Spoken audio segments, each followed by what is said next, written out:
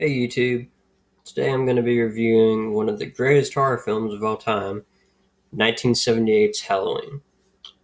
It's directed by John Carpenter, of course, legendary horror director. He directed a lot of other films too. And it stars Donald Pleasence as he was really the only veteran actor in the film at the time. He starred as Dr. Loomis, Jamie Lee Curtis, the Scream Queen, as you would put it.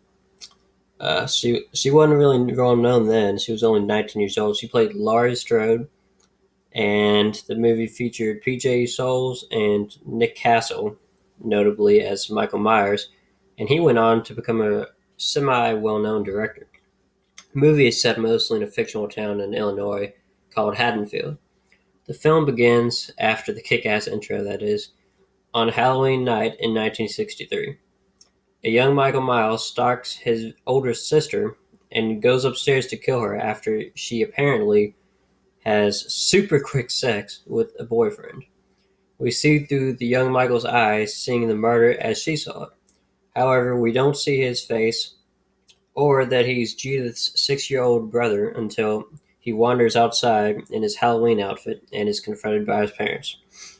To make a long story short, we then see the Michael Myers 15 years later, and he somehow escapes from an institution and manages to drive back to his hometown, which is almost 100 miles away, I think, where he then digs up his sister's grave and tombstone.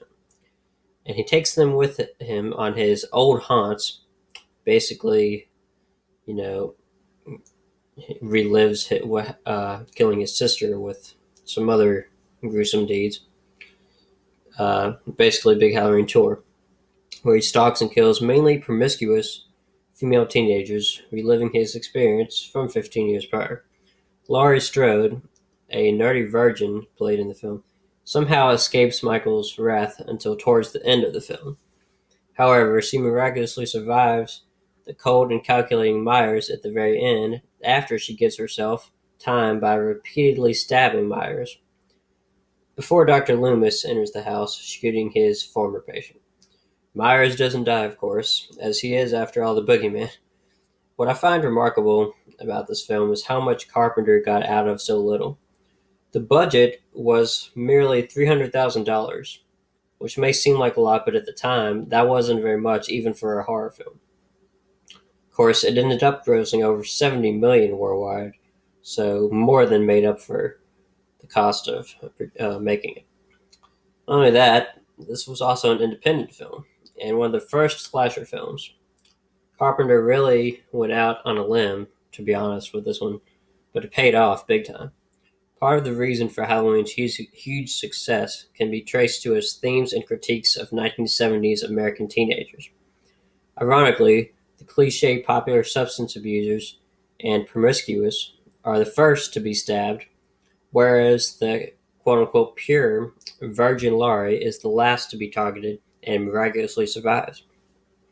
And while this film did not invent the final girl cliche, it did help to implement it into the mainstream. I won't have time to give my full thoughts on this film, so there will be a part two, but in the time left, I'll share what I really liked most about the film. And that would be Carpenter's implementing of foreground shots and night for night accuracy. Throughout, we see the various female victims, and in the background, a blurry masked Myers, which gradually comes into focus. Most of the time, his victims don't see Myers until it's too late, although he deliberately makes noises and magically closes and opens doors to make the house basically seem alive and make the occupants very scared. Uh, well, that's pretty much it for part one. I'm going to be reviewing basically my analysis of the film, what I thought about it, how it compares to other horror movies, and the social critiques in the film. In part two, which, as you might have guessed, is coming up right now.